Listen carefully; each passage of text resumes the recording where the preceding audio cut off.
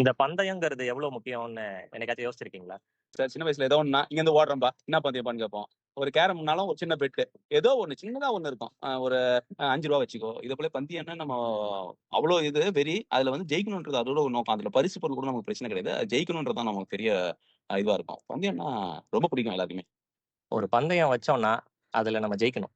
கண்டிப்பா. எவ்வளவு வேணாலும் ஓடலாம், எவ்வளவு வேணாலும் உழைக்கலாம். ம். அதுக்காக எந்த எல்லைக்கு வேணாலும் போலான்னு நெனைக்கிறேன். நீங்க என்ன நெனைக்கிறீங்க? இல்ல அதுதான் உண்மையும் கூட. எல்லாரோட மனநிலையும் அதான் கூட. ஆனா நான் இப்ப ரீசென்ட்டா வந்து பந்தயம்னு சொல்லிட்டு ஒரு கதை ஒண்ணு படிச்சேன். ஆஹா. அதுல வந்து அந்த பந்தயத்தோட ரிசல்ட்ட வந்து அருமையா சொல்லியிருக்கும் அந்த புத்தகம். ஒரு 4 நண்பர்கள் அ ஒண்ணா கொண்டு ஒரு விருந்து வச்சிருக்காங்க. அந்த விருந்து வைக்கிறது யாருன்னா, ஒரு பேங்கர் வைக்கிறாரு. ம். அவர் அந்த விருந்து வைக்கும்போது கூப்பிடுறாரு. ஒரு 5 பேர கூப்பிடுறாரு. அந்த 5 பேர்ல வந்து ஒருத்தர் வந்து வக்கீலு. ஒரு 25 வயசு உள்ளவரு. ம். எல்லாம் விவாதம் பண்ணி வந்து சும்மா பேசினு டிஸ்கஸ் பண்ணினே இருக்கும்போது, ம். அ திடீர்னு வந்து மரண தண்டனை பெருசா, ஆயுள் தண்டனை பெருசான்றத வந்து ம். அவங்களுக்கு விவாதத்துல வருது. ஒவ்வொருத்தவங்களும் அவங்கவங்க ஒவ்வொரு கருத்து சொல்றாங்க. ம். அதுல பேங்கர் வந்து மரண தண்டனை தான் நல்லது. ம். ஆயுள் தண்டனை வந்து ரொம்ப கொடுமையானது. ம். மரண தண்டனைன்றது ஃபிராக்ஷன் ஆஃப் செகண்ட்ஸ்ல அவங்க வாழ்க்கை முடிஞ்சிரும். பிரச்சனை கிடையாது. ஆயுள் தண்டனை வந்து காலங்காலத்துக்கு இருக்கணும் அப்படின்னு சொல்லிட்டு அவர் டிபேட் வைக்கிறாரு. அப்ப வந்து எதிர்க்க இருந்த அந்த வக்கீல் 25 வயசு மத்தியத்தக்க வக்கீல் வந்து அந்த சின்ன பையன் என்ன சொல்றாப்புல, ஆயுள் தண்டனை தான் நல்லது. மரண தண்டனை யாருடைய மரணத்தையும் நம்ம எடுக்கிறதுக்கு நமக்கு எந்த ரூல்ஸும் கிடையாது. அப்படின்னவும் இவர் சொல்றாரு, உன்னால ஒரு நாள் முதல்ல ஒரு ரூம்ல இருக்க முடியுமா தனியா? ம். அப்படி இருக்கும்போது ஆயுள் தண்டனை பத்தி உனக்கு எப்படி தெரியும் அப்படின்னு கேட்கிறாரு. அவர் சொல்றாரு, என்ன பந்தயம் சொல்லுங்க. நான் இருக்கிறேன் அப்படின்றாரு. ம். ரூ. 20,00,000 பந்தயம். ம். நீ 15 வருஷம் நீ ஒரே ரூம்ல இருக்கணும். யாரோட தொடர்பும் இல்லாமன்றாரு. ம். என்னால கண்டிப்பா முடியும் அப்படின்றாரு. உடனே எல்லாரும் சொல்றாங்க. இவருடைய ஒரு கெஸ்ட் ஹவுஸ்ல இட்டுன்னு போய் ஒரு அடைச்சு வைக்கப்படுறாரு. ம். அடைச்சு வைக்கும்போது அவருக்கு வந்து வேலைக்கு உணவு போது ஒரே ஒரு காவலாளி கூட இருக்கான். அவன் வெளிய தான் இருப்பான். உள்ள கிடையாது. பேச்சுவார்த்தை எதுவும் கிடையாது. இவரு வாசிக்கிறதுக்கு ஒரு பியானோவ மட்டும் குடுக்குறாங்க. அந்த பியானோவ வாசிக்கிறாரு. கொஞ்ச நாள்ல பார்த்தீங்கன்னா, இந்த பியானோவோட சத்தம் குறையுது. பியானோ இவரு வாசிக்கல.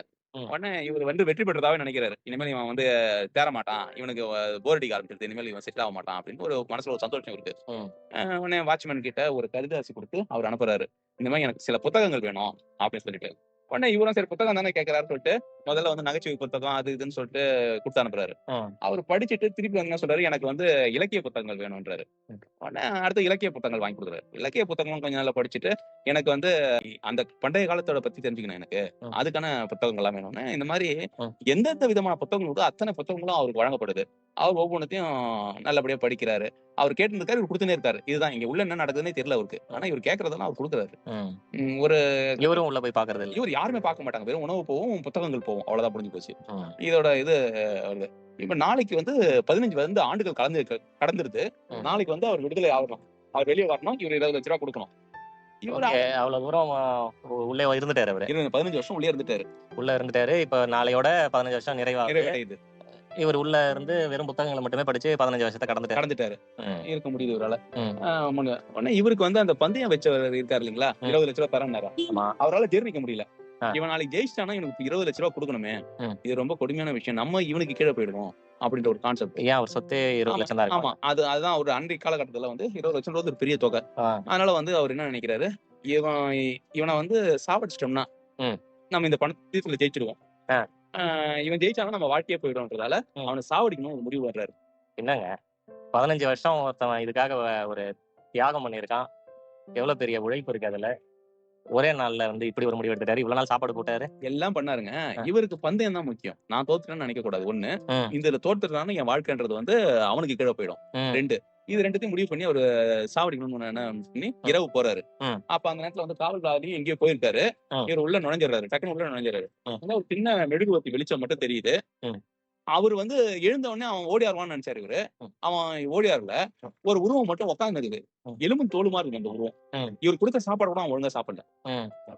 அவன் ரொம்ப கம்மியான சாப்பாடு தான் சாப்பிட்டுருக்கான். அந்த உடம்ப பார்த்தாலே இவருக்கு தெரியுது. ம். அவன் வந்து டேபிள்ல கைய வச்சு அப்படியே தலைய சாஞ்சு படுத்துன்னு இருக்கான். ம். உடனே இவரு யோசிக்கிறாரு, இப்ப வந்து ஒரு தலகாணி வச்சு ஒரு அமுக்கு அமுக்கிட்டோம்னா இவன் ம். செத்துடுவான். ம். நமக்கு ஒரு பிரச்சனை முடிஞ்சிரும். பந்தயம் சரியாயிடும் அப்படின்னு சொல்லிட்டு அவர் ஃபீல் பண்றாரு. ம். ஃபீல் பண்ணிட்டு கிட்டக்க போறாரு. போனா ஒரு கடிதம் ஒண்ணு இருக்கு டேபிள் மேல. ம். அந்த கடிதத்துல என்ன எழுதியிருக்குன்னா, இந்த வாழ்க்கைய வந்து நான் வேற விதமா நினைச்சுட்டு இருந்தேன். ம். பணம் தான் முக்கியம்னு நினைச்சுட்டு இருந்தேன். ம். அதுக்காக தான் இந்த பந்தயத்த கட்டுனேன் நானு. ம். ஆனா நீங்க வந்து எனக்கு குடுத்த புத்தகத்தின் மூலமாக நான் படிச்சு நான் தெரிஞ்சுக்கணும்னா வாழ்க்கையில வந்து எவ்வளவு இருக்குது. ம். வாழ்க்கையை வந்து வாழ்வதற்கு 1000 வழிகள் இருக்குது. ம். ஆனா நம்ம வந்து தேவையில்லாம பணத்தின் பின்னாடி ஓடுறோம். அப்படின்றப்போலாம் நானு இத இப்ப எழுதியிருக்காரு அந்த கடிதத்துல. ம். எழுதிட்டு இந்த மாரியான ஒரு புரிதல குடுத்ததுக்காக ம். எனக்கு ரொம்ப நன்றி. உங்களுக்கு நன்றி. ம். ஆனா இந்த பந்தயத்துல நாளைக்கு நான் வெளிய வந்தேன்னா நீங்க ரூ. 20,00,000 குடுக்கணும். ம். அதுக்காக நான் இன்னைக்கே தப்பிச்சு போயிடுறேன் இந்த இடத்த விட்டு. ம். நான் உங்களுக்கு அந்த சுமை வேணாம்னு நான் நெனைக்கிறேன். ம். அப்படின்னு சொல்லிட்டு அந்த கடிதத்துல எழுதியிருக்கு. அத ம். படிச்சுட்டு உடனே மடிச்சுட்டு அந்த டேபிள் மேலயே வச்சுட்டு இவரு ஒண்ணும் தெரியாத போல வெளிய போயிடுறாரு. ம். ம். ம். நான் மறுநாள் காலையில வாட்ச்மேன் ஓடியாராம். ம். காவலாளி ஓடியாந்து சொல்றான், "ஐயா அவரு தப்பிச்சு ஓடிருக்காரு.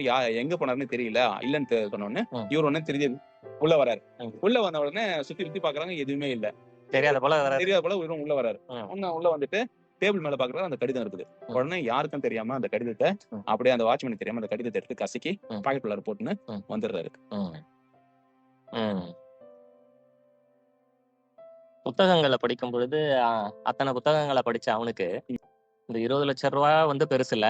ம். அத விட பெரிய விஷயம் எனக்கு ஒண்ணு கிடைச்சிருக்கு. ம். அப்படின்னு அவன் உணர்ந்துட்டான்.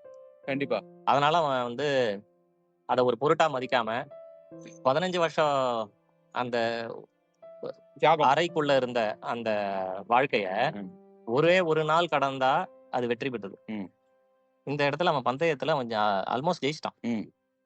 இவரு ஜெயிக்கணும்னு விரும்புறான். ஆனா, அந்த இடத்துல கடைசி நாள் அவனுக்கு ஒரு மாற்றம் வருது. ம். இந்த பந்தயத்துல ஜெயிக்கணுமா? வேணாமா? ம். இப்ப எல்லா பந்தயங்களும் அப்ப ஜெயிக்கிறதுக்காகவே தான் இருக்கா? ஜெயிக்கிறதுக்காக தான் இருக்கணும்னு அவசியம் கிடையாது. நம்ம கண்டிப்பா. புரிஞ்சுகிட்டு, அதன அந்த பந்தயத்த எப்படி அணுகணுங்கிறதும், யார் ஜெயிக்கணுங்கிறதும், அன்னன்னைக்கு தேவைக்கு ஏத்த போல, அன்னன்னைக்கு இருக்கிற புரிதலுக்கு ஏத்த போல, அன்னன்னைக்கு நம்ம என்ன உணர்ந்திருக்கோங்கிறதுக்கு ஏத்த போல, ம். இந்த பந்தயங்கள் அமையுது. நெறைய சமயங்கள்ல நாமளும் அந்த கடிதத்த கசக்கியவர்களாகவே இருக்கிறோம். இப்போ கேட்டுக்கிட்டு இருக்கிற நீங்க, இந்த கடிதத்த அவர் கசக்கி உள்ள யாருக்கும் தெரியாம வைக்கும் பொழுது, அப்படிப்பட்ட நிலையில அந்த மனிதன் எப்படி இருந்திருப்பான்? எப்படி யோசிச்சிருப்பான்? இதுக்கு என்ன காரணமா இருக்கும்? அப்படிங்கிறத நீங்க உங்க கருத்துக்கள சொல்லுங்க.